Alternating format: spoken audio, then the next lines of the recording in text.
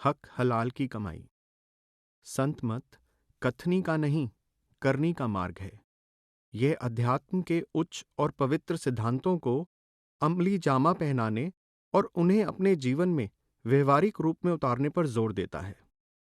संत महात्माओं ने नेक कमाई की महिमा की है और इस बात पर जोर दिया है कि परमार्थ के एक सच्चे साधक के लिए अपनी निजी कमाई, दसा नोहा की कमाई अर्थात अपनी मेहनत की कमाई अथवा हक हलाल की कमाई अर्थात अपनी मेहनत और ईमानदारी से कमाया धन बहुत जरूरी है।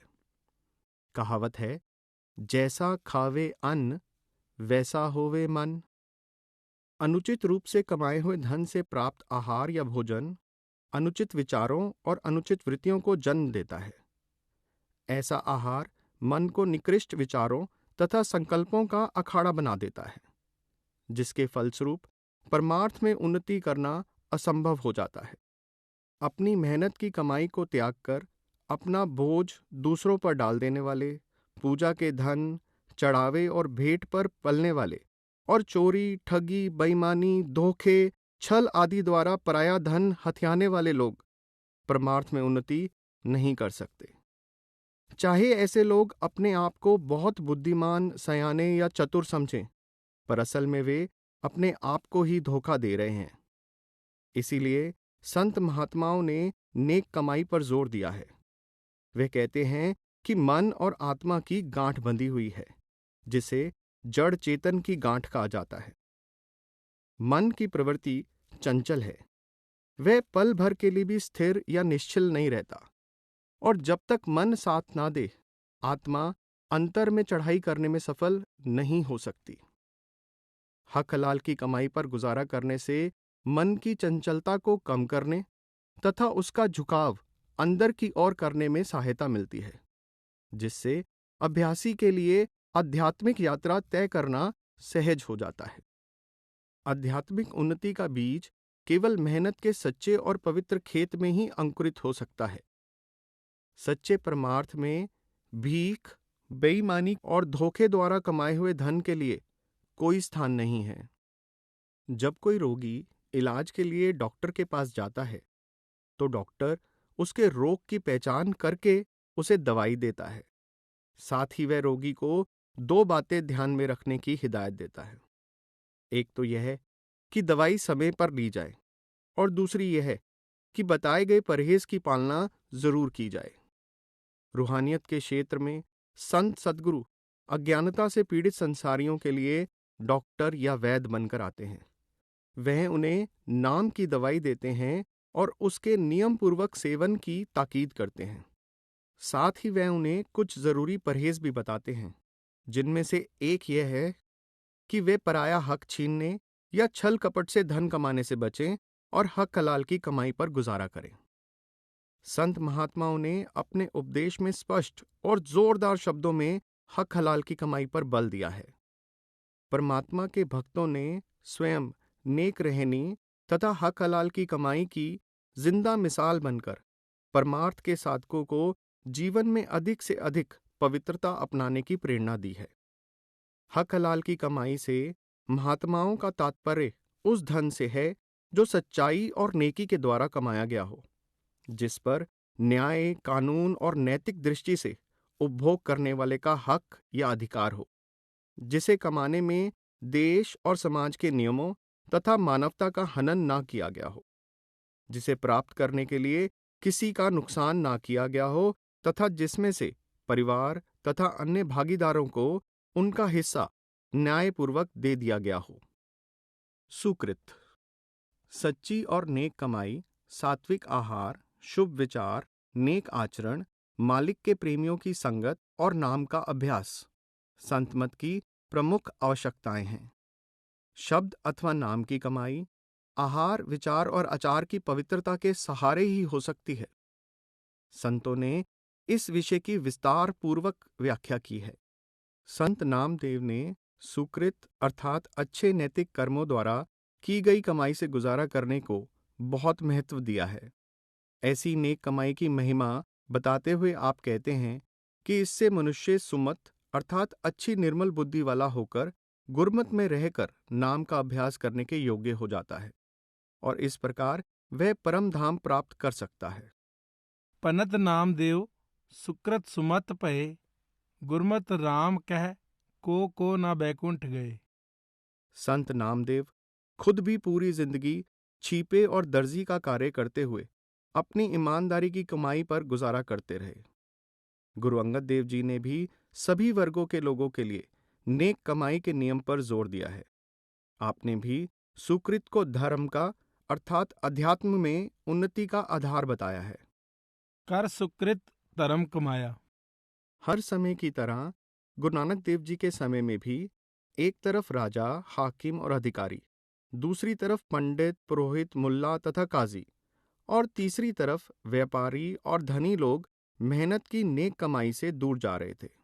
आम लोगों की रहनी में भी सच्चाई और ईमानदारी का अभाव होता जा रहा था। गुरु साहिब का धर्म को सुकृत के साथ जोड़ना बेकार बैठे लोगों, दूसरों की कमाई पर ऐश करने वालों और ठगी बेईमानी करने वालों के लिए एक गंभीर चेतावनी था और आज भी है। धार्मिक नेता पराया धन लेने में, काजी और हाकिम रिश्वत लेने में पाप नहीं समझते थे। गुरु नानक साहिब फरमाते हैं कि तस्बीह यानी माला फेरने वाले और खुदा खुदा करने वाले लोग जब इंसाफ की कुर्सी पर बैठते हैं तो रिश्वत खाकर दूसरों के हक या अधिकारों को छीन लेते हैं। यदि उनसे कुछ कहा जाए तो वह धर्म पुस्तकों का हवाला देकर अपने आप को ठीक साबित करने का प्रयत्न करते हैं। काजी होए कै बह न्याय, फेरे तस्बी करे खुदाए, वड्डी लैकै हक गवाए, जे को पुछै तब पढ़ सुनाए। गुरु साहिब फरमाते हैं कि लोगों के गलों पर छुरी चलाने वाले पुरोहित आदि अपने गले में जनेऊ पहनकर अपनी पवित्रता का दिखावा करते हैं। हर तरफ झूठ और छल प्रधान है। सच्चाई, ईमानदारी और धर्म पंख लगाकर उड़ गए हैं। अपने आप को धर्मात्मा कहने वाले पुरोहित लोग बेईमानी और अन्याय के द्वारा धन कमाने वाले लोगों के घरों में जाकर पूजा आदि करवाकर पुराणों में से कथाएं सुनाकर पाप की कमाई का अन्न खाते हैं। मानस खाने करे निवाज, छुरी वगायन तिन गल ताग, तिन घर ब्राह्मण पूरा नाद, ओना भी आवे ओई साध। कूड़ी रास कूड़ा व्यापार, कूड़ बोल करे आहार, शरम धर्म का डेरा दूर, नानक कूड़ रहा भरपूर। मत्था टिका तेड़ धोती कखाई, हाथ चुरी जगत का साई, नील वस्त्र पहर होवे परवान, मलेच तान ले पूजै पुराण। गुरु साहिब फरमाते हैं कि लोग अनेक प्रकार की चोरी, ठगी, दुराचार और झूठ के पाप का भार अपने ऊपर लादे जा रहे हैं। लख चोरियां लख जारियां, लख कूड़ियां लख गाल, लख ठगियां पहनामियां, रात दिनस जी नाल। घाल खाए कि छत्तों दे। गुरु नानक साहिब ने राजा, प्रजा, पंडित, मूर्ख, विद्वान, अनपढ़, हिंदू और मुसलमान सभी के लिए सुकृत अथवा नेक कमाई के नियम पर जोर दिया। इस प्रकार आप सच्चे धर्म को मंदिरों, मस्जिदों, ठाकुर द्वारों, गिरजाघरों आदि की चार दीवारी से निकालकर खेतों, दुकानों, कचहरियों, दफ्तरों यानी मनुष्य के दैनिक जीवन में ले आए।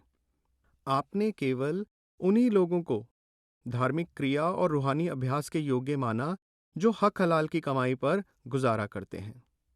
गुरु नानक देव जी ने स्वयं वर्षों तक दौलत खां लोधी के मोदी खाने में सच्चाई तथा पूरी ईमानदारी के साथ काम किया और इस कमाई में से खुले दिल से गरीबों अनाथों की मदद की। बाद में आपने करतारपुर में खेती की और अपनी नेक कमाई पर गुजारा करते हुए जरूरतमंदों की सहायता भी की।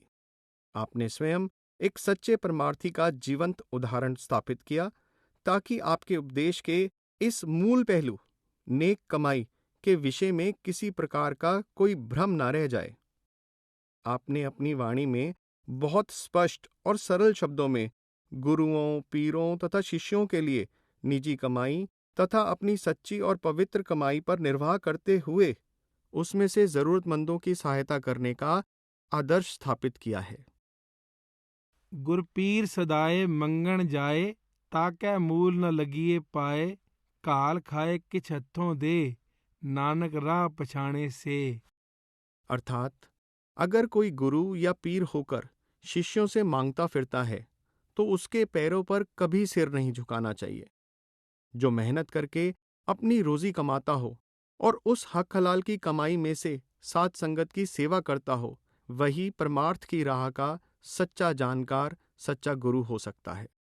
यह सबको पता है कि गुरु नानक साहिब ने एमनाबाद में मलिक भागो के 36 प्रकार के पकवानों को त्याग कर भाई लालो की कोधरे की रोटी को पसंद किया, क्योंकि आपको पहले प्रकार के भोजन में गरीब लोगों का खून मिला हुआ दिखाई दिया तथा दूसरे प्रकार के भोजन में हक हलाल की कमाई का अमृत। कबीर साहिब ने अपने समय के अधूरे और पाखंडी गुरुओं की आलोचना करते हुए लिखा है कि वे लोभवश शिष्यों को लूटते हैं। उनके शिष्य भी अपने स्वार्थ के लिए ही ऐसे गुरुओं के साथ लगे रहते हैं। ऐसे लोगों को शांति कैसे मिल सकती है? आप कहते हैं कि ऐसे गुरु पैसे के 50 मिलते हैं। वे राम नाम को बेचकर उसे अपनी कमाई का साधन बनाते हैं और ऐसे धन से शिष्यों की गिनती बढ़ाने का यत्न करते हैं। कबीर पूरे गुरु बिना पूरा शिष्य न होए, गुरु लोभी शिष्य लालची दूनी दाजन होए। गुरुआ तो सस्ता भया पैसा केर 50, राम नाम को बेच के करे शिष्य की आस। कबीर साहिब ने गुरु तथा शिष्य दोनों के लिए बहुत ऊंचा आदर्श स्थापित किया है। आप फरमाते हैं कि शिष्य को चाहिए कि वह अपना सब कुछ गुरु को अर्पण कर दे, अर्थात सब कुछ गुरु का समझकर इस्तेमाल करे, परंतु गुरु को चाहिए कि शिष्य की सुई तक को हाथ ना लगाए। शिष्य तो ऐसा चाहिए गुरु को सब कछु दे, गुरु तो ऐसा चाहिए शिष्य से कछु न ले। कबीर साहिब स्पष्ट कहते हैं कि महात्मा अपने शिष्यों का धन साध संगत की सेवा या परोपकार में अवश्य खर्च करवा देते हैं, ताकि उनकी कमाई सार्थक हो तथा परमार्थ की राह पर चलने में सहायक सिद्ध हो। परंतु शिष्यों से महात्मा निजी जरूरतों या निजी लाभ के लिए कभी एक पाई भी नहीं लेते। मर जाऊं मांगू नहीं अपने तन के काज, परमार्थ के कारणे मोहे न आवे लाज। जैसा कि सब जानते हैं, कबीर साहिब ने जीवन भर कपड़ा बुनने का काम करके अपना और अपने परिवार का पालन किया। आप जब भी संतमत के प्रचार या सत्संग के लिए बाहर जाते, अपना करगा साथ ले जाते थे। हुजूर स्वामी जी महाराज फरमाते हैं कि संत सद्गुरुओं के पास नाम भक्ति का अकूट भंडार होता है। वे दुनियावी धन दौलत की ओर नजर उठाकर भी नहीं देखते। वे अपने शिष्यों से अपने गुजारे के लिए कभी कुछ नहीं लेते। हाँ, परमार्थ के लिए अपने शिष्यों से परोपकार जरूर करवाते हैं। गुरु नहीं भूखा तेरे धन का, उन पे धन है भक्ति नाम का। पर तेरा उपकार करावे, भूखे प्यासे को दिलवावे। आपका अपना जीवन हक हलाल की कमाई का एक प्रेरणादायक उदाहरण है। छोटी उम्र से ही आपका परमात्मा की ओर झुकाव था, इसलिए आप ऐसी नौकरी चाहते थे जिसमें स्वार्थ और परमार्थ दोनों साथ साथ चल सके। आपने बल्लभगढ़ के राजा के पास फारसी के अध्यापक के रूप में नौकरी की, जिसमें 3 घंटे प्रतिदिन लगाने पड़ते थे। उन दिनों राजाओं के कर्मचारियों को वेतन के साथ गुजारे के लिए रसद भी मिला करती थी। स्वामी जी महाराज सारी रसद जरूरतमंदों में बांट दिया करते थे और वेतन का काफी बड़ा हिस्सा अपने पिताजी को भेज देते थे। रोजी कमाते हुए भी आपके मन में पूर्ण वैराग्य था। स्वामी जी महाराज के पिताजी घर के गुजारे के लिए साहूकारी किया करते थे। पिताजी के देहांत के बाद स्वामी जी ने सभी कर्जदारों को बुलाकर कहा कि जो कोई कर्ज की मूल रकम चुकाना चाहे चुका दे और जो ना लौटाना चाहे वे ना लौटाए। उन्होंने कर्जदारों के सामने कर्जे के सारे कागज पत्र फाड़ दिए और सूद की आमदनी सदा के लिए बंद कर दी। पापा बाजो होवे नाही। संत महात्मा कहते हैं कि धन दौलत पापों के बिना इकट्ठी नहीं होती और अंत समय साथ नहीं जाती। गुरु नानक साहिब फरमाते हैं कि लोग धन दौलत इकट्ठा करने में खोए हुए हैं और इस बात पर विचार करने का यत्न नहीं करते कि वे पापों का ऐसा भारी बोझ इकट्ठा कर रहे हैं जो अनेक लोगों के रूहानी विनाश का कारण बन चुका है और अब उनके विनाश का कारण बनेगा। इस जर कारण कणी विगुत्ती, इन जर कणी खुआई, पापा बाजों होवै नाही, मोया साथ न जाई।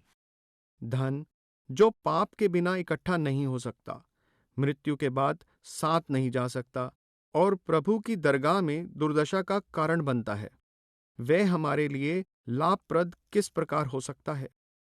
गुरु अमरदास जी फरमाते हैं कि राजा, शासकीय अधिकारी आदि धन के मोह के अधीन पराई दौलत हथियाकर माया के विष का भंडार इकट्ठा कर लेते हैं। वास्तव में लोभ, लालच और माया उनको छल लेते हैं और अंत समय उन्हें यम के हाथों चोटें सहनी पड़ती हैं।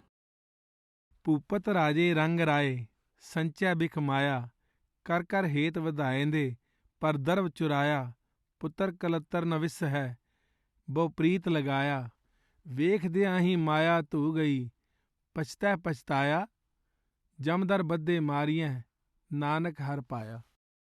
इसी भाव को प्रकट करते हुए गुरु अर्जन देव जी फरमाते हैं कि राजा, महाराजा, हाकिम, शासकीय अधिकारी और धनी लोग परमात्मा का भय त्याग कर अनेक जुल्म करके धन एकत्रित करते हैं, परंतु यह धन दौलत, यह साजो सामान सब मौत के साथ ही खत्म हो जाता है। ਭੂਪਤ ਹੋਏ ਕੈ ਰਾਜ ਕਮਾਇਆ, कर कर अनरथ विहाजी माया, संचत संचत थैली कीनी, प्रभ उस्ते डार अवर को दीनी, काच गगरिया अंब मजरिया, गर्भ गर्भ आहो महपरिया, निरपो होयो पया निहंगा, चीत न आयो करता संगा, लश्कर जोड़े किया संबाहा, निकसया फूकता होए गयो सुवाहा। हमारे मन में हमेशा यह चिंता रहती है कि यदि हम बेईमानी नहीं करेंगे तो हमारे सांसारिक काम नहीं चलेंगे, परंतु जिन लोगों ने अपने जीवन में नेकी, सच्चाई और ईमानदारी से काम लिया है, वह सदा यही कहते हैं कि ईमानदारी की कमाई में बहुत बरकत अथवा सुख समृद्धि है और प्रभु स्वयं किसी न किसी प्रकार उनके सभी कार्य पूर्ण कर देता है। यह ठीक है कि अपनी मेहनत और नेक कमाई के द्वारा कोई व्यक्ति ऐशो इशरत तो नहीं कर सकता, परंतु यह कमाई मांस, शराब, इंद्रियों के भोगों तथा अन्य कई प्रकार के दुराचार तथा पापों से बचाती है। यह मन में संतोष तथा प्रभु का प्रेम और विश्वास पैदा करती है और सच्चे परमार्थ की नींव तैयार करती है। भूखियां भूख न उतरी। जो लोग सच्चे दिल से महसूस करते हैं कि सच्चा और स्थायी आनंद नेक जीवन और प्रभु प्राप्ति में है, वे प्रसन्नतापूर्वक हक हलाल की कमाई का नियम स्वीकार करते हैं। जो लोग आचरण की पवित्रता और आत्मिक आनंद से परिचित हैं या जो इसकी प्राप्ति के इच्छुक हैं, वे अनुचित ढंग से की गई कमाई का त्याग करते हैं। इस प्रकार की कमाई का त्याग उन्हें परमार्थ रूपी हीरे जवाहरात की प्राप्ति के लिए ईंट पत्थरों की कुर्बानी के समान प्रतीत होता है। परंतु जो लोग इस आनंद से अनजान हैं और जिन्हें इसे प्राप्त करने की कोई चाह नहीं, उन्हें दुनिया के नाशवान भोग और धन दौलत ही सब कुछ प्रतीत होते हैं। वे ये नहीं जानते कि ये भोग और अनुचित ढंग से कमाया गया धन लोक और परलोक दोनों में ही उनकी दुर्दशा का कारण बनता है। अतएव मनुष्य को चाहिए कि जो कुछ अपनी हक हलाल की कमाई से मिले उस पर संतोष करे तथा भोगों के लालच से बचे। धन की तृष्णा अग्नि के समान है, जो लकड़ी डालने पर कभी शांत नहीं होती बल्कि और भड़क उठती है। गुरु नानक साहिब कहते हैं कि सारे संसार का धन भी लालची के मन की भूख को नहीं मिटा सकता। भुखिया भुख न उतरी, जे बन्ना पुरिया भार।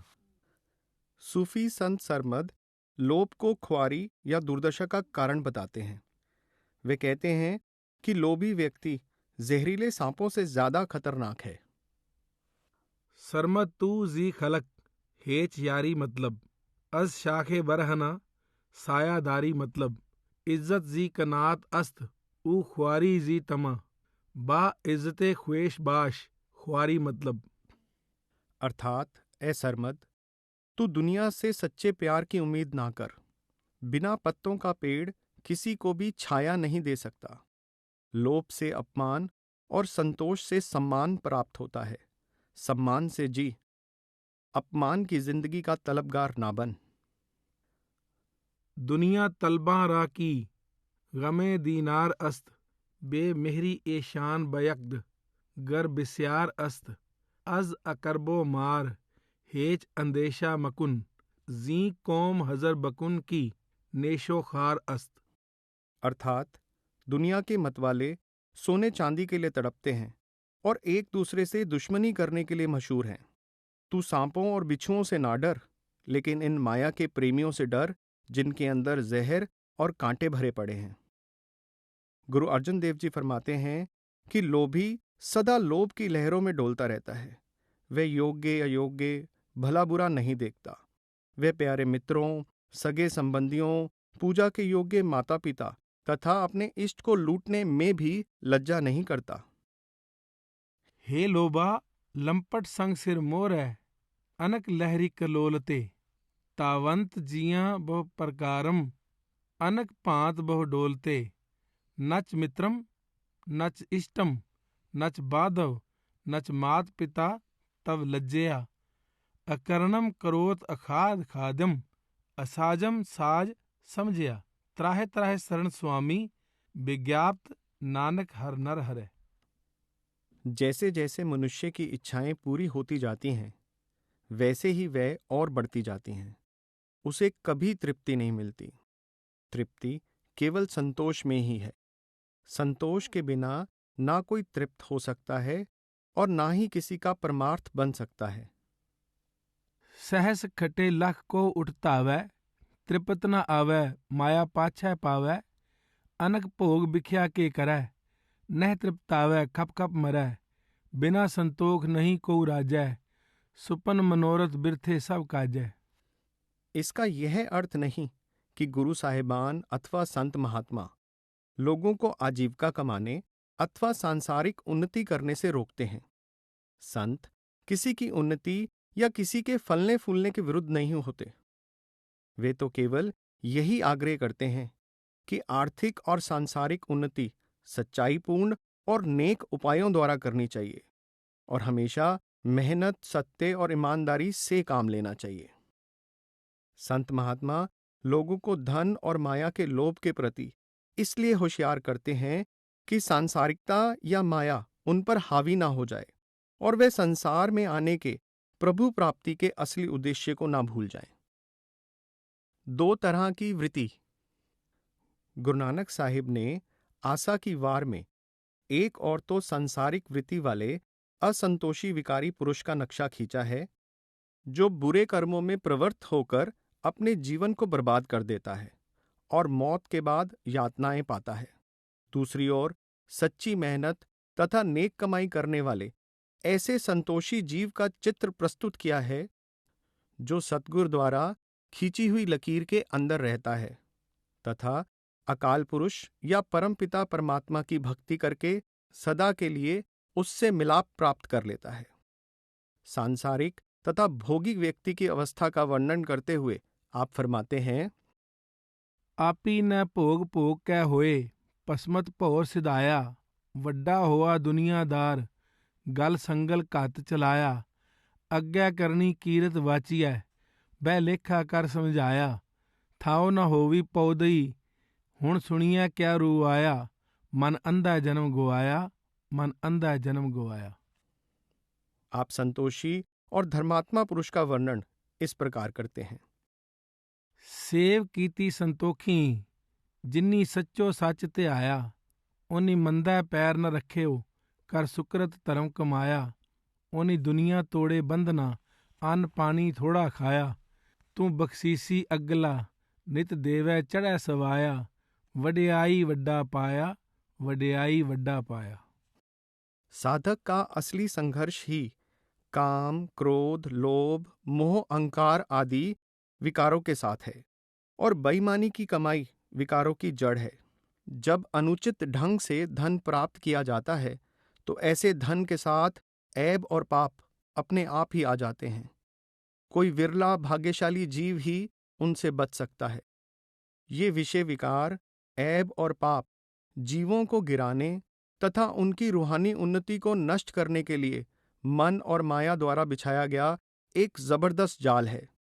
इसके विपरीत हक हलाल की कमाई सब्र, संतोष, सहनशीलता तथा प्रभु की रजा अथवा मौज को स्वीकार करने की भावना पैदा करती है। यह जीव को मन और माया की टेक त्याग कर परमात्मा की शरण में आने का बल प्रदान करती है। जो लोग बेईमानी द्वारा पैसा इकट्ठा करने में अपनी चतुराई या लियाकत समझते हैं, वे असल में रेत की दीवारें खड़ी कर रहे हैं। परमार्थी की बुद्धिमानी, योग्यता और चतुराई तो नेक कमाई में ही है, क्योंकि जो लोग बाहर दुनियावी लोभ से ऊपर नहीं उठ सकते, वे अंदर मन और माया के अनेक धोखों और प्रलोभनों का भी सामना नहीं कर सकेंगे। आंतरिक रूहानी मार्ग में रिद्धियां सिद्धियां परमार्थी की शक्ति नष्ट करने के लिए अनेक प्रकार के लालच और प्रलोभन देती हैं। जो लोग बाहर के प्रलोभनों के सामने दृढ़ नहीं रहते, वे अंदर के प्रलोभनों का भी मुकाबला नहीं कर सकते। पराये धन तथा अनीति या हेर फेर की कमाई का लोभ जीव को रूहानियत की बादशाहत से दूर रखने के लिए माया द्वारा खड़ा किया गया चतुर ठग है। इसलिए परमार्थी को इससे हमेशा सावधान रहना चाहिए। सच्चे अभ्यासी को इस भ्रम से निकलने का यत्न करना चाहिए कि दान पुण्य आदि जैसे शुभ कर्म पापों को धो सकते हैं। कबीर साहिब ऐसे व्यक्ति की वृत्ति पर आश्चर्य प्रकट करते हैं जो अहिरन की चोरी करके सुई का दान करता है और फिर आशा करता है कि ऐसे दान के फल स्वरूप भगवान मिल जाए। अहरन की चोरी करे सुई का दान, ऊंचा चढ़कर देखता केतक दूर विमान। गुरु नानक साहिब फरमाते हैं कि लोग पहले चोरी, ठगी, धोखा, हेराफेरी आदि द्वारा पराया धन इकट्ठा करते हैं और बाद में पिता दादा आदि के निमित्त दान पुण्य, हवन, यज्ञ, श्राद्ध आदि करते हैं। परंतु वे ये नहीं जानते कि प्रभु की दरगाह में चोरी और अनीति का यह धन पहचान लिया जाएगा और उन्हें पुण्य के फल के स्थान पर सजा भोगनी पड़ेगी। गुरु साहिब स्पष्ट करते हैं कि प्रभु की दरगाह में केवल हक हलाल की कमाई में से दिए गए दान का शुभ फल मिलता है। चोरी, ठगी तथा बेईमानी की कमाई में से किए गए अथवा मृत्यु के बाद दूसरों द्वारा किए गए दान पुण्य आदि का नहीं। जे मुहाका कर्म है पितरी दे, अग्गै वस सिंजाणीऐ पितरी चोर करे। वड्डिए हाथ दलाल के, मुसफी ए करे। नानक अग्गै सो मिले, जे खट्टे काले दे। परमेश्वर थे डरिए रे। संत दादू दयाल जी ने आजीवन धुनिये का व्यवसाय करते हुए ईमानदारी के साथ अपना निर्वाह किया और साथ ही परमार्थ की साधना की। आप शिष्यों और अभ्यासियों को उपदेश देते हैं कि मनुष्य को अपने कर्मों का लेखा अवश्य देना पड़ता है, इसलिए हर बुरे कर्म से बचना चाहिए। लेन देन और व्यवहार में सच्चाई और नियत साफ होनी चाहिए। इस नियम को तोड़ना जहर पीने के समान है, जिससे मनुष्य की रूहानियत नष्ट हो जाती है। डरिए रे डरिए, परमेश्वर थे डरिए रे। लेखा लेवै पर देवै, तां थे बुरा न करिए रे। साचा लीजी साचा दीजी, साचा सौदा कीजी रे।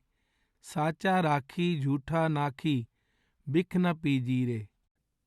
संत दरिया साहिब बिहार वाले पराये माल के लिए ललचाने वालों को चेतावनी देते हैं कि जो मनुष्य कई उपायों द्वारा पराया माल हथिया लेता है और लाखों का स्वामी बन जाता है, मौत के समय उससे वह माल छिन जाता है और उसे यमदूतों के हाथों यातनाएं सहनी पड़ती हैं। बहुविध माल बिरानी हरिया, पैसा लाख बटोरै। जाकर माल ते छीन लीनो, घेंचन लागे केरै। साईं बुल्ले शाह पराया हक छीनने वाले को सावधान करते हैं कि ऐसा करके वह कर्मों का भारी बोझ इकट्ठा कर रहा है। क्या वह नहीं जानता कि उसे दोबारा जन्म लेकर यह कर्ज चुकाना पड़ेगा? इस तरह वह मनुष्य जीवन की अनमोल बाजी जुए में हार रहा है और लाखों का खेत व्यर्थ ही लुटा रहा है। हक पर आया जातो नाही, खाकर भार उठावेंगा, फेर न आकर बदला देसे, लाखी खेत लुटावेंगा, दा ला के विच जगदे जुए, जित्ते दम हरावेंगा। आप उन लोगों को धिक्कारते हैं जो ईश्वर से क्षमा मांगकर और सूदखोरी से तौबा करके फिर सूदखोरी करते हैं, या जो अपनी धर्म पुस्तकों की कस्में खाकर कहते हैं कि आगे से पराया माल नहीं हथियाएंगे, लेकिन मौका तलाश करके उसे फिर हथिया लेते हैं। नित पढ़ना है इस्तगफार, कैसी तोबा है ए यार, सावें दे के लवें सवाई, वादियां दी तू बाजी लाई, मुसलमानी ए कित्थों आई। नित पढ़ना है इस्तगफार, कैसी तोबा है ए यार, जिथे ना जाना उथे जाएं, माल पराया मुंह तर खाएं, कूड़ किताबां सिर ते चाएं, ए तेरा इतबार। नित पढ़ना है इस्तगफार, कैसी तोबा है ए यार। गुरपीर हामा तां भरे। बाइबल में पराया हक छीनने की मनाही की गई है। सेंट पॉल ने अपने एक पत्र में लिखा है कि सबको उनका हक दो। जिनके टैक्स तुम्हारे जिम्मे हैं उन्हें टैक्स दो, और जिनका लगान देना है उन्हें लगान दो।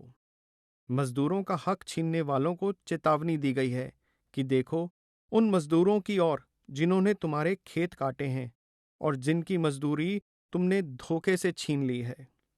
वे पुकार करते हैं और उनकी चीखें मालिक तक पहुंच गई हैं, अर्थात परमात्मा उनकी पुकार अनसुनी नहीं कर सकता और तुम्हें सजा देगा। 10 धर्मादेशों यानी 10 कमांडमेंट्स में से एक यह है, तुम चोरी नहीं करोगे। एक अन्य कमांडमेंट के अनुसार पड़ोसी की किसी भी चीज की इच्छा करना तक मना है। कुरान शरीफ में भी कहा गया है कि एक दूसरे का धन धोखे से मत छीनो और ना हाकिमों को रिश्वत दो। एक अन्य स्थान पर फरमाया गया है, जब तोलने लगो पूरा तोलो और ठीक तराजू से तोलो। असल में पराये धन और अनुचित ढंग से कमाए धन का लालच इतना प्रबल होता है कि साधारण जीव तो क्या, कई परमार्थी पुरुष भी इसके लोभ से नहीं बच पाते। हम सोचते हैं कि पैसा जिस तरह से भी कमाया जा सके कमा लें और फिर थोड़ा बहुत साध संगत की सेवा में खर्च कर दें, जिससे अपने आप ही सब कुछ ठीक हो जाएगा। यह ठीक है कि ना देने से देना अच्छा है, क्योंकि इससे धन का मोह घटता है, कमाई सफल होती है। विषय विकार, बीमारी, मुकदमे आदि में लगने वाला धन नेक काम में लगता है। धीरे धीरे नेक कमाई करने की प्रेरणा और शक्ति मिलती है और जीव गलत मार्ग से हटकर सही मार्ग की ओर प्रवृत्त होता है। परंतु जो लाभ नेक और पवित्र कमाई में से परमार्थ में लगाए धन का होता है, उसका मुकाबला नहीं किया जा सकता। हजूर महाराज सावन सिंह जी कहा करते थे कि सत्संगी भजन सिमरन चाहे कम करे, लेकिन बुरे कर्मों, बेईमानी की कमाई तथा धोखे और छल से जरूर बचे, क्योंकि भजन की कमी किसी न किसी समय पूरी हो सकती है, परंतु ठगी, छल, कपट और बेईमानी तो परमार्थ की जड़ ही काट देते हैं। और पराये धन का हिसाब चुकाने के लिए जीव को दोबारा जन्म भी लेना पड़ सकता है। गुरु नानक साहिब ने पराये हक को छीनना हिंदुओं के लिए गायें और मुसलमानों के लिए सूअर का मांस खाने के समान बताया है।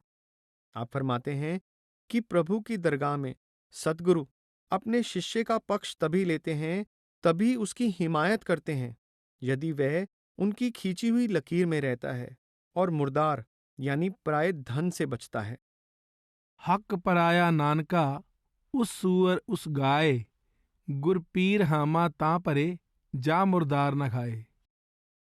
सिख इतिहास बताता है कि गुरु घर द्वारा दशमांश जमा करने के लिए नियुक्त मसंद यानी आमदनी का 10वां भाग इकट्ठा करने वाला अधिकारी, जिनको शुरू में उनके प्रेम, श्रद्धा और सेवा भाव के लिए मसंद बनाया जाता था, समय बीतने के साथ खुद इस दशमांश का उपभोग करने लगे। परिणाम स्वरूप उनका आचरण गिर गया, उनके शिष्य होने की ऊंची और पवित्र भावना जाती रही और वे अनेक प्रकार की कुरीतियों के शिकार भी हो गए। हालत यहां तक पहुंच गई कि गुरु गोविंद सिंह जी को उनके विरुद्ध बहुत कठोर कदम उठाने पड़े और उनके साथ हर प्रकार का मेलजोल और लेन देन बंद करना पड़ा। वास्तव में सेवा या भेंट के धन का सही उपयोग भी कोई पूर्ण महात्मा ही कर सकता है। कबीर साहिब फरमाते हैं, गुरु बिन माला फेरता, गुरु बिन करता दान, गुरु बिन सब निष्फल गया, बूझो वेद पुराण। दान विवेक पूर्वक देना चाहिए। ऐसे लोगों को दान देना उचित नहीं है जो दान से प्राप्त धन को शराब आदि में खर्च करते हैं। ऐसा दान जीव के बंधन का कारण बनता है। परंतु परमात्मा के साथ अभेद हो चुके महात्माओं के सुझाव के अनुसार लोक हित में लगाया गया धन परमार्थ में सहायक होता है। गुरु अमरदास जी फरमाते हैं, तन मन धन सब सौंप गुर को, हुक्म मनिए पाइए।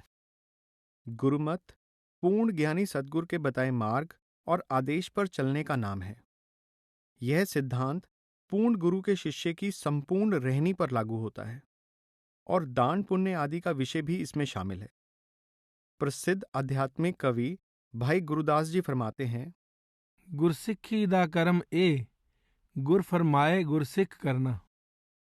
पंडित, पुरोहित, महंत, भाई, मुल्ला, पादरी तथा मंदिरों, मस्जिदों, गुरुद्वारों, सत्संग घरों आदि के प्रबंधक भी इस भ्रम का शिकार हो जाते हैं कि दान का धन ऐश, आराम और विलास का बहुत आसान साधन है। इस भावना को जितनी जल्दी त्याग दिया जाए अच्छा है। कबीर साहिब फरमाते हैं कि गृहस्थ और दुनियादार लोग अनेक कामनाएं मन में रखकर दान देते हैं। साधु कहलाने वाले जो लोग समझते हैं कि वे इस पराये धन को हजम कर लेंगे, वे अपने आप को धोखा दे रहे हैं। गिरही का टुकड़ा बुरा, दो दो आंगुल दांत, भजन करे ते उबरे, नातर काड़े आंत। गुरु गोविंद सिंह के विषय में प्रसिद्ध है कि उन्होंने एक बार सेवा और भेंट का बहुत सा धन नदी में फिकवा दिया, लेकिन अपने जरूरतमंद शिष्यों को नहीं दिया। कारण पूछे जाने पर आपने फरमाया कि चढ़ावे का धन जहर के समान होता है। शिष्य सद्गुरु के बेटे बेटियों के समान होते हैं और कोई भी पिता अपने बच्चों को जहर नहीं खिला सकता। गुरु अमरदास जी फरमाते हैं कि योगी लोग घर घर भिक्षा मांगते फिरते हैं। वे यह भूल जाते हैं कि इस तरह प्राप्त किए हुए पैसे पैसे और दाने दाने का हिसाब देना पड़ता है। पहले तो दुनिया का कथित त्याग कर देना और फिर उसी दुनिया के आगे हाथ फैलाना ना बुद्धिमता की निशानी है, ना योग की। गुरु साहिब कहते हैं कि घर घर मांगने का नाम योग या फकीरी नहीं है। जो लोग पराये धन और दान पर निर्भर रहते हैं, वे मनुष्य चोले और साधु के भेष दोनों पर दाग लगाते हैं। सांसारिक आशा तृष्णा से ऊपर उठकर केवल नाम की याचना करने वाले ही सच्चे साधु और फकीर होते हैं और वे ही अपने मनुष्य जन्म को सफल करते हैं। जोगी होवा जग भवा, घर घर भीखिया लेऊं, दरगह लेखा मंगिए, किस किस उत्तर देऊं। दरवेसी को जानसी, विरला को दरवेश, जे घर घर हंडा मंगदा, तिग जीवन तिग वेश। जे आसा अंदेसा तज रह, गुरमुख भिखिया नाऊं, तिसके चरण पखालिए, नानक हूं बलिहारे जाऊं। दादू साहेब फरमाते हैं कि परमात्मा के सच्चे भक्त न तीर्थ स्थानों और वनों में जाकर रहते हैं, न व्रत आदि बहिर्मुखी क्रियाओं में उलझते हैं और न कभी भीख मांगते हैं। वे संसार से कोई आशा नहीं रखते। तीरथ बरत न बनखंड बासा, मांग न खाए नहीं जग आसा। पलटू साहिब बड़े जोरदार शब्दों में कहते हैं कि जिन ब्राह्मणों और पंडों ने वेदों और पुराणों का टीका करके लोगों को समझाने के बहाने अपनी दुकान चला रखी है, वे बाहर से तो बड़े धर्मात्मा दिखाई देते हैं, पर वास्तव में उनका मन माया के हाथों बिका हुआ है। वेद पुराण पंडित बाँचै, करता अपनी दुकान है जी। अर्थ को बूझ के टीका करै, माया में मन बिकान है जी। हंस चुगे ना घूंगी। संतों के जीवन का चित्रण करते हुए पलटू साहेब उनकी ऊंची रहनी की ओर संकेत करते हुए फरमाते हैं कि संतों का जीवन धीरज, सब्र, संतोष से परिपूर्ण होता है। उनके मन में दुनिया की कोई चाह नहीं होती। जिस प्रकार हंस कभी घोंगे नहीं चुगते और शेर कभी घास नहीं खाते, उसी प्रकार संत जन कभी भिक्षा नहीं मांगते। सोई संत होए जाए, रह जो ऐसी रहनी। मुख से बोले साच, करे कछु उज्जल करनी। एक भरोसा करे, नहीं काहू से मांगै। मन में करे संतोष, तनिक न कब हूँ लागै। भीख न मांगै संत जन, कह गे पलटू दास। हंस चुगै ना घोंगी, सिंह चरै ना घास। पलटू साहेब ने आटे दाल की दुकान करके निर्वाह किया। कभी किसी के आगे हाथ नहीं फैलाए और ना किसी से कोई भेंट स्वीकार की।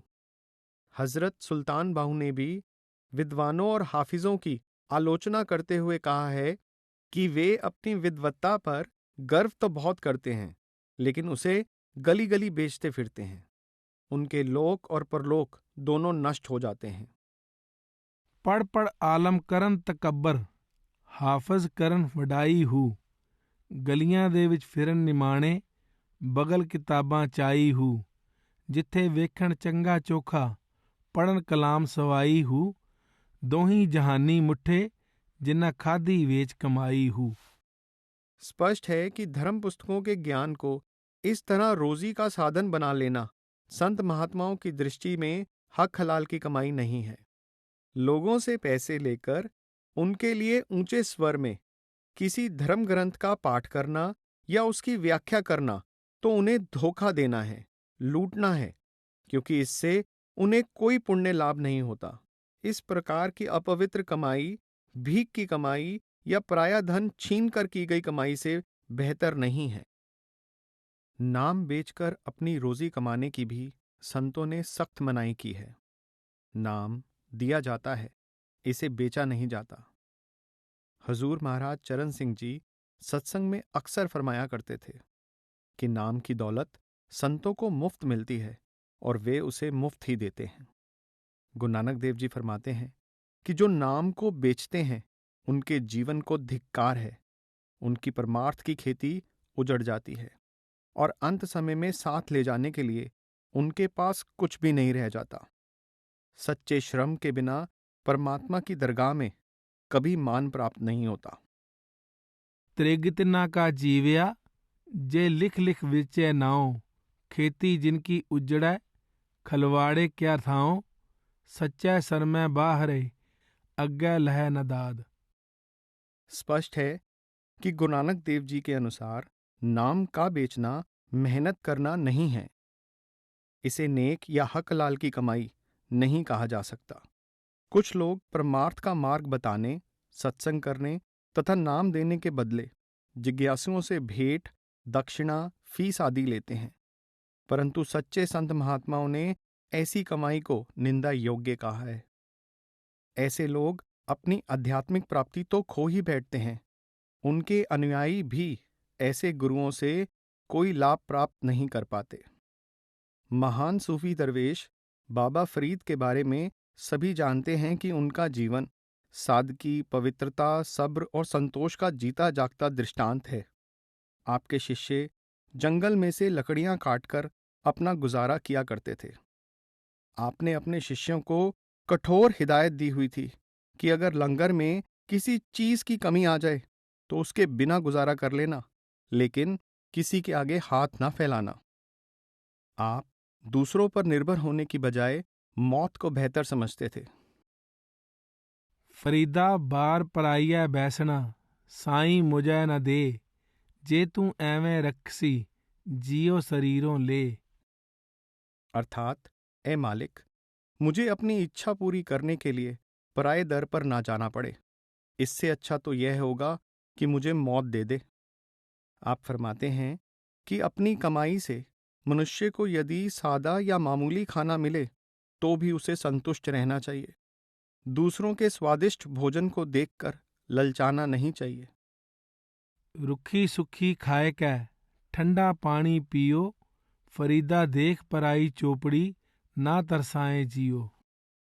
एक बार एक फकीर साईं शरफुद्दीन ने हुजूर महाराज सावन सिंह जी की सेवा में बड़ी दीनता के साथ नामदान के लिए प्रार्थना की। उसने गले में कफनी डाली हुई थी और वह लोगों के दान पर गुजारा करता था। हुजूर ने उसे नाम देने से इनकार कर दिया। उसके अर्ज करने पर हुजूर महाराज जी ने फरमाया, नाम के अभ्यास के लिए हक हलाल की कमाई जरूरी है। जो शख्स अपनी रोटी आप नहीं कमाता, उसे नाम देने से क्या फायदा। दूसरे दिन साईं ने कफनी उतार दी, साधारण कपड़े पहन लिए और कुल्हाड़ी लेकर लकड़ी काटने का काम शुरू कर दिया। इस पर हजूर ने उसे नाम देकर अपनी संगत में शामिल कर लिया। हजूर महाराज सावन सिंह जी मौलाना रूम का वह कलाम अक्सर सुनाया करते थे जिसमें मौलाना ने फरमाया है कि खुदा की इबादत के लिए हक हलाल की रोटी जरूरी है। हराम की रोटी से दुख और कष्ट पैदा होते हैं।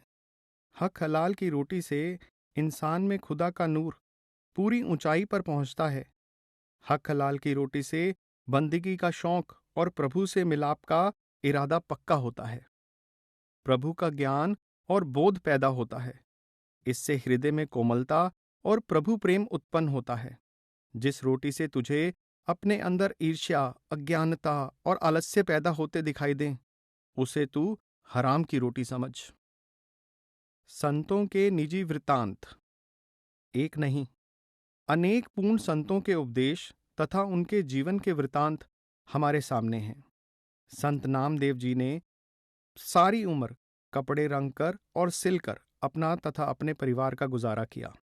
संत रविदास जी ने जीवन भर जूतियां गांठ गांठ कर अपना निर्वाह किया। हालांकि राजा पीपा तथा मेवाड़ की रानी मीराबाई आपके शिष्यों में से थे। एक बार मीराबाई एक कीमती हीरा जबरदस्ती आपकी झोपड़ी में छोड़ती हुई आपसे कह गई कि इसे बेचकर आराम से जिंदगी बसर करें। आप यह जो जूतियां गांठने का काम करके अपना गुजारा करते हैं, इसके कारण मुझे लोगों के ताने सुनने पड़ते हैं और बड़ी शर्म महसूस होती है। पर काफी समय के बाद वह जब फिर अपने गुरुदेव से मिलने आई तो देखा कि वही झोपड़ी है और वही जूतियां गांठने का काम जारी है। हीरा वहीं पड़ा था जहां वह रख गई थी। उसे हैरान और दुखी देखकर रविदास जी ने कहा कि बेटी, मुझे जो कुछ भी मिला है जूतियां गांठ गांठ कर गुजारा करते हुए ही मिला है। अगर तुझे मेरे पास आने में शर्म महसूस होती है तो घर बैठे ही भजन सिमरन कर लिया कर। संत रविदास जी ने अपनी वाणी में नेक कमाई के विषय को कई पहलुओं से स्पष्ट किया है। सबसे पहले आप हमारे इस भ्रम को दूर करते हैं कि परमात्मा की भक्ति केवल घर बार का त्याग करके जंगलों, पहाड़ों, गुफाओं आदि में छिपकर अथवा हठ कर्मों के द्वारा ही की जा सकती है। आप फरमाते हैं कि जिस व्यक्ति को एक राम और दूसरे सच्चे श्रम पर भरोसा है, उसका जीवन सफल है। गृहस्थ में रहते हुए मनुष्य को नाम का अभ्यास करना चाहिए। घर को त्याग कर वन में भटकने का कोई फायदा नहीं है, बल्कि नेक कमाई करते हुए घर में रहते हुए अभ्यास करने से घर बैठे ही प्रभु से मिलाप हो सकता है। एक भरोसो राम को और भरोसो सत्कार, सफल होयो जीवना, कह रविदास विचार। ग्रह है रहो सत्कर्म करो, हरदम चिंतो ओंकार, रविदास हमारो बांधला, है केवल नाम आधार। नेक कमाई जो करें, ग्रह तज बन नह जाएं, रविदास हमारो राम राय, ग्रह में मिल हैं आए। महाराज चरण सिंह जी अपने सत्संगों में कई बार समझाते थे कि घर बार का त्याग कर देने से हमारे मन में मालिक की भक्ति का ज्यादा शौक पैदा नहीं हो जाता और ना ही इस प्रकार के त्याग द्वारा जीवन की मूल आवश्यकताएं रोटी, कपड़ा और सिर पर छत खत्म हो सकती है। जंगल में भी पेट रोटी मांगता है, तन ढकने के लिए कपड़े की जरूरत पड़ती है और सिर पर किसी छत या छाया की। घर बार त्याग कर हम अपना बोझ खुद उठाने के बदले दूसरों पर या समाज पर डाल देते हैं। संत नामदेव, संत रविदास, संत कबीर और गुरु नानक साहिब ने स्पष्ट रूप से समझाया है कि मनुष्य संसार का कामकाज करते हुए भी प्रभु के नाम का सिमरन कर सकता है। संत रविदास जी फरमाते हैं कि जो प्रेमी अपने हाथ कार्य की ओर तथा हृदय प्रभु की ओर लगाए रखता है, प्रभु स्वयं ऐसे भक्त के घर जा पहुंचते हैं। जिह्वा भजय हरि नाम नित, हथ करह नित काम। रविदास बहे निश्चिंत हम, मम चिंत करेंगे राम। जिह्वा सो ओंकार जप, हथन सो कर कार। राम मिलें कर आए कर, कह रविदास विचार। संत नामदेव जी भी कहते हैं कि मैं कपड़े रंगने और सीने में लगा रहता हूं, परंतु प्रभु के नाम को एक क्षण के लिए भी नहीं भूलता। रांगन रांगूं, सीवन सीवूं, राम नाम बिन घरी न जीवूं। नामदेव जी अपने भक्त को समझाते हुए कहते हैं कि हे त्रिलोचन, हाथ पैरों से श्रम करते हुए अपना चित्त परमपिता परमात्मा में लगाए रखो। नामा कहे तिलोचना, मुक्ते राम समाल। हाथ पांव कर काम सब, चीत निरंजन नाल। पर धन पर दारा पर हरि। नामदेव जी का कथन है कि जो व्यक्ति पराये धन और पराई स्त्री से दूर रहता है, परमात्मा उसके निकट बसता है। पर धन पर दारा पर हरि, ताकै निकट बसै नर हरि। यही बात 5वीं शताब्दी में लिखी नीति कथाओं की प्रसिद्ध संस्कृत पुस्तक हितोपदेश में इन शब्दों में व्यक्त की गई है। मातृवत्र परदारेषु पर द्रव्येषु लोष्टवत आत्मवत सर्वभूतेषु य पश्यति स पंडिता। अर्थात बुद्धिमान वही है जो पराई स्त्री को माता के समान, पराये धन को ढेले के समान और सब प्राणियों को अपने समान समझता हो। शेर की तरह जुल्म करके अपनी रोजी कमाने वाले व्यक्ति को नामदेव जी ने महाठग कहा है। सिंहच भोजन जो नर जानै, ऐसे ही ठग देओ बखानै। नेक कमाई। संतों ने यह विचार भी बलपूर्वक प्रकट किया है कि परिश्रम का जाति पाति से कोई संबंध नहीं है और कोई भी व्यवसाय छोटा या निम्न नहीं है। जिस भी सदाचारपूर्ण कार्य के द्वारा हम ईमानदारी के साथ अपनी जीविका कमा सकें, वही काम अच्छा है और रूहानी तरक्की में हमारी सहायता करता है। गुरु रविदास जी ने सुकृत या नेक कमाई को इतना महत्व दिया है कि आपने सुकृत को ही सच्चा धर्म, सच्ची शांति का स्रोत और भवसागर से पार होने के लिए सरल और उत्तम साधन माना है। आप कहते हैं कि परमार्थ के प्रेमी को श्रम को ही ईश्वर मानते हुए नेक कमाई में लगे रहना चाहिए। ऐसा सुकृत मनुष्य के रूहानी अभ्यास में सहायक होकर उसे प्रभु प्राप्ति के मार्ग पर दृढ़तापूर्वक चलने की प्रेरणा देता है। रविदास हो निज हथ है, राखो रामबी आर। सुकृत ही मम धर्म है, तारेगा भव पार। श्रम को ईश्वर जान के, जो पूजे दिन रैन। रविदास तिने संसार में, सदा मिले सुख चैन। परंतु आप स्पष्ट करते हैं कि केवल श्रम ही काफी नहीं है। श्रम का नेक और पवित्र होना भी अत्यंत आवश्यक है।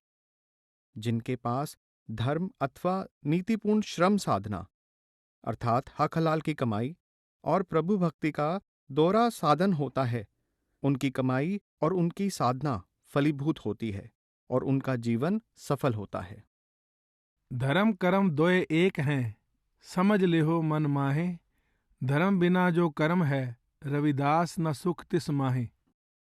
रविदास श्रम कर खाए है, जो लों पार बसाए। नेक कमाई जो करई, कबहु न निफल जाए।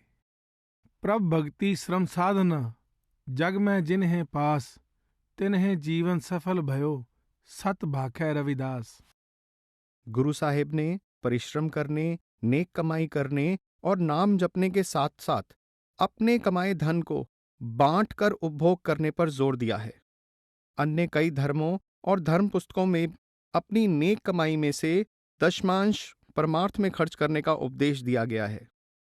जिस दयालु दाता ने सब कुछ दिया है, उसकी बख्शी हुई कमाई में से कुछ अंश उसके निमित्त खर्च करना, उसका शुक्राना अदा करना तथा उसके प्रति अपनी कृतज्ञता प्रकट करने का एक ढंग है। इससे धन का मोह घटता है, कमाई सफल होती है, कर्मों का बोझ हल्का होता है और परमार्थ में उन्नति होती है। कबीर साहब फरमाते हैं कि यदि घर में पैसा बढ़ जाए तो यह लगभग ऐसा ही है जैसे नाव में पानी बढ़ जाता है तथा उसके डूबने का भय होता है। जिस प्रकार नाव में बैठा व्यक्ति दोनों हाथों से उलीच कर पानी बाहर निकालता है, इसी प्रकार बुद्धिमान व्यक्ति को भी चाहिए कि बढ़ते हुए धन में से मुक्त हस्त जरूरतमंदों पर खर्च करे। जो जल बाड़ै नाव में, घर में बाड़ै दाम, दो हाथ उलीचिए, यही सज्जन को काम। दान देना अच्छा है। अपनी कमाई में से औरों को बांटकर उस कमाई का उपयोग करना अच्छा है, परंतु ऐसे दान तथा बांटने का आधार नेकी और ईमानदारी की कमाई होनी चाहिए, धोखे, बेईमानी या लूट की कमाई नहीं। संत नामदेव जी, रविदास जी, कबीर साहिब तथा गुरु साहिबान की मिसालें तो कुछ दूर की हैं, परंतु आज के समय में भी बाबा जैमल सिंह जी महाराज, हजूर महाराज सावन सिंह जी, सरदार बहादुर जगत सिंह जी महाराज तथा महाराज चरण सिंह जी की मिसालें हमारे सामने हैं। बाबा जैमल सिंह जी ने स्वामी जी महाराज से आगरा में नामदान प्राप्त किया। सतगुर की दया मेहर से थोड़े समय में ही आपको संत गति प्राप्त हो गई। आपने स्वामी जी महाराज से विनती की कि मैं बाकी सारा जीवन आपके चरणों में बिताना चाहता हूं। स्वामी जी महाराज ने खुद सारी उम्र हक हलाल की कमाई करते हुए साध संगत की मुफ्त सेवा की थी। आपने बाबा जी महाराज के सामने भी यही आदर्श रखते हुए फरमाया, सत्संगी को संसार में स्वार्थ और परमार्थ दोनों कमाने चाहिए। अगर त्याग में रहोगे तो पराया अन्न खाना पड़ेगा। माथा टेकने और सेवा करने वाले तुम्हारी कमाई लूट लेंगे। अपने गुजारे के लिए अभ्यासी को कोई ना कोई काम करना चाहिए। भजन सुमिरन में तरक्की के लिए हक हलाल की कमाई से गुजर करना जरूरी है। सदगुरु के आदेश का पालन करते हुए बाबा जी महाराज फौज में भर्ती हो गए। 32 साल तक फौज में नौकरी करके अपना गुजारा किया तथा बाकी सारा जीवन अपनी पेंशन पर गुजारा करते हुए साध संगत की सेवा में बिताया। नेकी और हक हलाल की कमाई के विषय में बाबा जी महाराज एक पत्र में लिखते हैं, मनुष्य ने अपने हक की कमाई छोड़कर दूसरे का हक फरेब यानी धोखे से खाना अच्छा समझा है। यह नहीं समझा कि जो मालिक ने मुझे दिया है सो मेरे खाने के लिए दिया है, सो मैं 9 हिस्से खुद खाऊं और 10वां हिस्सा मेरा नहीं है, मेरे पैदा करने वाले मालिक का है। मेरा उसके साथ करार यानी वायदा है कि मैं अपनी कमाई में से 10वां हिस्सा मालिक को दूंगा। यह इस मनुष्य ने नहीं समझा है।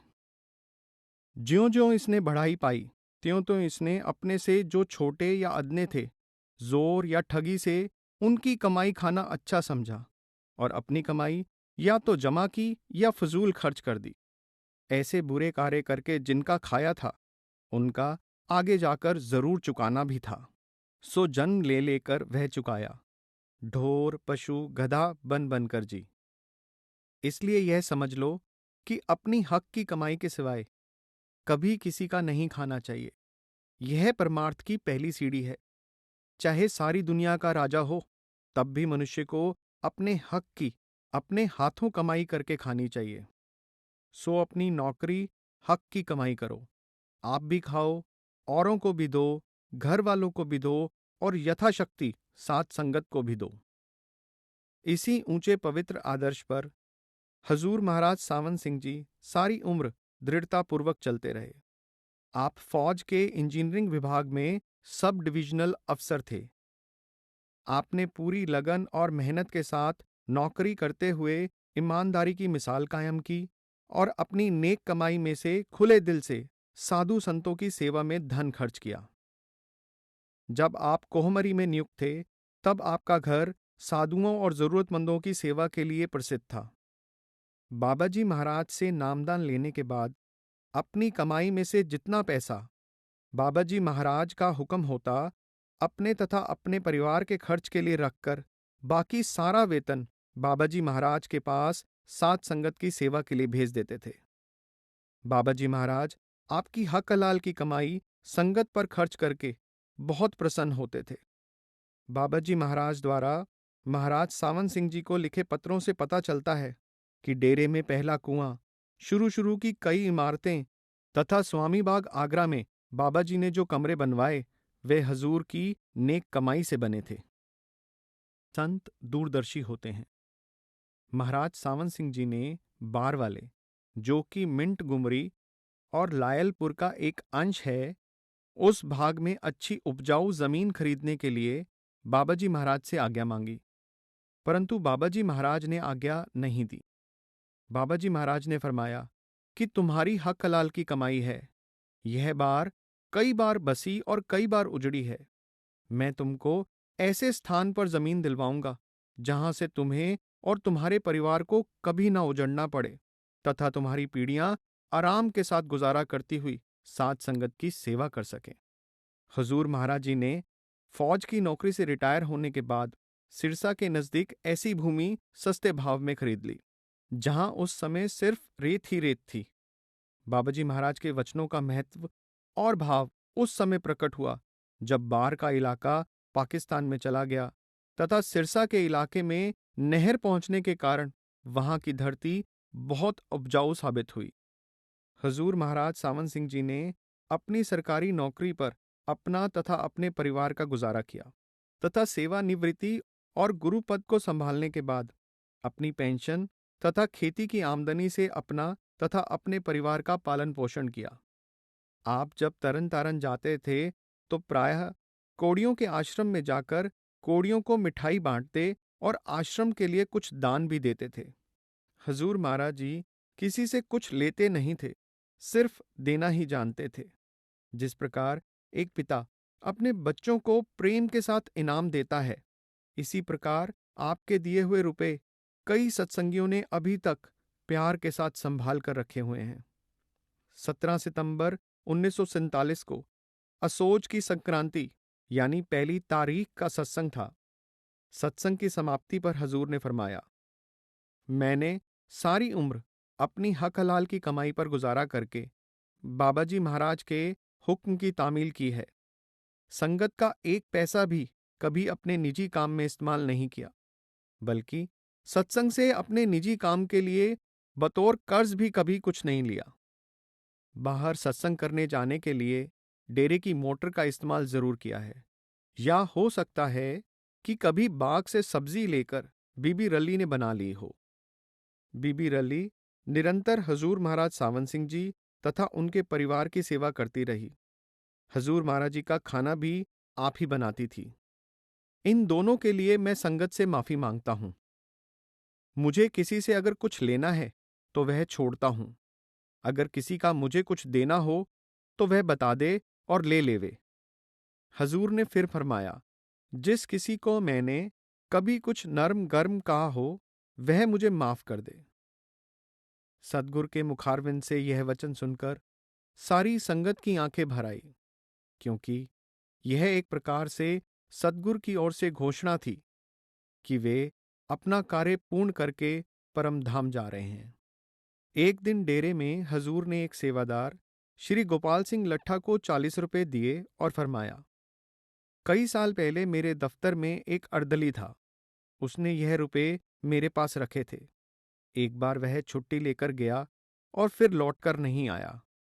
मैं उसका रास्ता देखता रहा।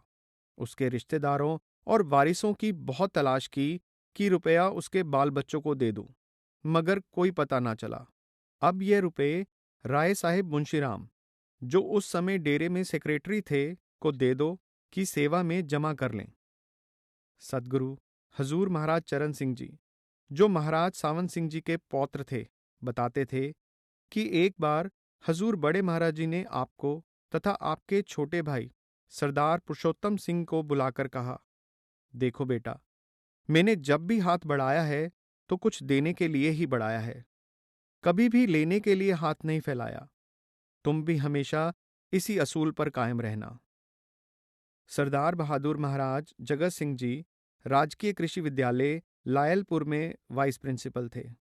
आप अपने खर्च के लिए कुछ रुपए रखकर अपने वेतन का बाकी सारा अंश गरीब विद्यार्थियों तथा जरूरतमंद रिश्तेदारों में बांट देते थे। कई गरीब विद्यार्थियों को तो अपनी पढ़ाई के दौरान यह पता भी ना लग सका कि हर महीने उनकी फीस कौन दे रहा है। एक विद्यार्थी को तो आपने आगे पढ़ने के लिए अपने खर्च से विलायत तक भेजा। आपने सारी उम्र अपनी कमाई तथा पेंशन पर गुजारा करते हुए साध संगत की मुफ्त सेवा की। सरदार बहादुर महाराज जगत सिंह जी के समय तक राधा स्वामी सत्संग ब्यास की चल तथा अचल संपत्ति का काफी विस्तार हो चुका था। सदगुरु महाराज चरण सिंह जी ने 1957 में राधा स्वामी सत्संग ब्यास नामक एक ट्रस्ट स्थापित करके लाखों रुपए की परमार्थी संपत्ति, जो संत सदगुरु होने के नाते उनके निजी नाम पर थी, ट्रस्ट के नाम कर दी। अब इस प्रकार डेरे में आने वाली सेवा भेंट आदि सब ट्रस्ट में जमा होती है और डेरे के सदगुरु के नाम पर परमार्थी संपत्ति का एक पैसा भी नहीं है। ट्रस्ट की स्थापना से पहले भी डेरे के किसी संत सदगुरु ने सेवा की राशि में से एक पाई भी कभी अपने लिए खर्च नहीं की थी। सदगुरु के रूप में कार्यभार संभालने से पहले महाराज चरण सिंह जी सिरसा में वकालत करते थे और बाद में आपका खर्च अपने निजी फार्म की आमदनी से चलता रहा। सत्संग के प्रबंध के साथ निकट या दूर का संबंध रखने वाले सभी सत्संगियों को इस बात का व्यक्तिगत ज्ञान है कि महाराज जी का अपना तथा अपने परिवार का ही नहीं बल्कि कई सेवादारों का खर्च भी आपकी निजी आमदनी से होता था। इसके साथ ही आप हर साल भारी मात्रा में अनाज, गुड़, शक्कर आदि सामान अपने फार्म से लंगर की सेवा के लिए देते रहे तथा गुप्त रूप से भी कई प्रकार से सत्संगियों की तथा डेरे की आर्थिक सहायता करते रहे। ऐसे महान संत सद्गुरुओं के ऊंचे रूहानी ज्ञान के साथ साथ उनकी नेक तथा निर्मल रहनी, निष्काम सेवा तथा अनुपम ईमानदारी ने उन्हें आज के युग में देश विदेश के बड़ी बारीकी से खोज पड़ताल करने वाले जिज्ञासुओं में लोकप्रिय बनाने में बहुत बड़ा योगदान दिया है। मन मेरे भूले कपट न कीजे। संतमत का ये मूल सिद्धांत है कि जीव को जगत में बांध कर रखने वाली चीज उसके कर्म ही हैं और उसे दूसरों से ली हुई पाई पाई का हिसाब देना पड़ता है। सरदार बहादुर महाराज जी फरमाया करते थे कि अगर अनाज का एक दाना भी पड़ोसी के खेत से आपके खलियान में अनजाने में आ गया है तो उसका भी कर्ज चुकाना पड़ेगा। जब अनजाने में होने वाले कर्मों पर यह नियम लागू होता है तो जानबूझकर की हुई चोरी, ठगी, बेईमानी, हेराफेरी आदि का फल क्या होगा? कबीर साहिब कहते हैं कि हमारे संबंधी हमारी बेईमानी की कमाई खा पीकर अपनी अपनी राह चले जाते हैं और अपने किए कर्मों का लेखा हमें खुद चुकाना पड़ता है। बहु पर पंच कर पर धन ल्यावै, सुत दारा पै आन लुटावै, मन मेरे भूले कपट न कीजै, अंत निबेरा तेरे जी पै लीजै। सत्संगियों तथा जिज्ञासुओं को अच्छी तरह समझ लेना चाहिए कि कर्म और फल का नियम अटल है और कर्मों का हिसाब रखने वाली शक्ति इतनी होशियार और समर्थ है कि उसे कभी धोखा नहीं दिया जा सकता। कर्मों का हिसाब तो ऋषियों, मुनियों, अवतारों, पैगंबरों तक को चुकाना पड़ता है। साधारण मनुष्य की तो हस्ती ही क्या है। गुरु अर्जुन देव जी कर्मों का हिसाब रखने वाली इस अचूक शक्ति को चतुर बनिए, कसाई आदि के समान निर्दयी बताते हैं। आप कहते हैं कि जीव को उसके पाप कर्मों की सजा के लिए बुरी तरह पीटा जाता है तथा तिलों के समान कोल्हू में पीसा जाता है। लोग समझते हैं कि धोखा, हेराफेरी, चोरी, ठगी आदि के द्वारा पराया धन हथियाते समय हमें कोई देख या सुन नहीं रहा है, परंतु हम यह नहीं जानते कि वह मालिक हमारे अंदर बैठा हमारे प्रत्येक कार्य, प्रत्येक कर्म और करतूत को निरंतर देख रहा है। उसको हमारे ऐबों और पापों की सजा देने के लिए किसी वकील, दलील या गवाह की जरूरत नहीं है, और ना ही उसके फैसले के विरुद्ध किसी प्रकार की आपत्ति और अपील के लिए कोई गुंजाइश है। पाप करेंदड़ सर पर मुट्ठे, अजराइल फड़े फड़ कुट्ठे, दोजक पाए सिरजनहारै, लेखा मंगै बाणियां, संग न कोई भैया बेबा, माल जोबन तन छोड़ वंजेसा, करण करीम न जातो करता, तिल पीड़े ज्यों कहानियां, खुस खुस लैंदा वस्त पराई, वेखै सुने तेरा नाल खुदाई, दुनिया लभ पिया खात अंदर, अगली गल न जानियां, जम जम मरै मरै फिर जम्मै, बहुत सजाए पया देस लम्मै, जिन कीता तिसै न जानी अंधा, तां दुख सह पराणियां। हजूर महाराज चरण सिंह जी अपने सत्संगों में गुरबानी की 2 पंक्तियों हर मंदिर एह शरीर है ज्ञान रतन प्रगट होए और हर मंदिर एह जगत है गुरबिन कोर अंधार की व्याख्या करते हुए अक्सर फरमाते थे कि कहने को तो हम भी गुरु साहिबान के जैसे ही कह देते हैं कि परमात्मा हमारे अंदर बैठा है तथा संसार के पत्ते पत्ते कण कण में व्याप्त है, परंतु हम यह नहीं सोचते कि हम कहते क्या हैं और करते क्या हैं। जिस दुकान पर 5 साल का बच्चा बैठा हो, हम वहां से 10 पैसे की पेंसिल उठाने का साहस नहीं कर सकते। जिस खेत की रखवाली के लिए 10 साल का बच्चा खड़ा हो, हम उसमें से एक खरबूजा तोड़ने का हौसला नहीं करते। परंतु उस परमात्मा को हाजिर नाजिर कहते हुए दुनिया में हम कौन कौन सी ठगी, चोरी, बेईमानी आदि बुरे कर्म नहीं करते। आप फरमाते थे कि नाम की कमाई तो बहुत ऊंची और पवित्र बात है। यदि गुरु साहिब के उपदेश की केवल इतनी सी बात ही हमारे हृदय में बैठ जाए कि वह कुल मालिक सचमुच हमारी हर करतूत को देख रहा है और हमें सचमुच ही अपने हर कर्म का फल भुगतना पड़ता है, तो संसार की हालत ही बदल जाए।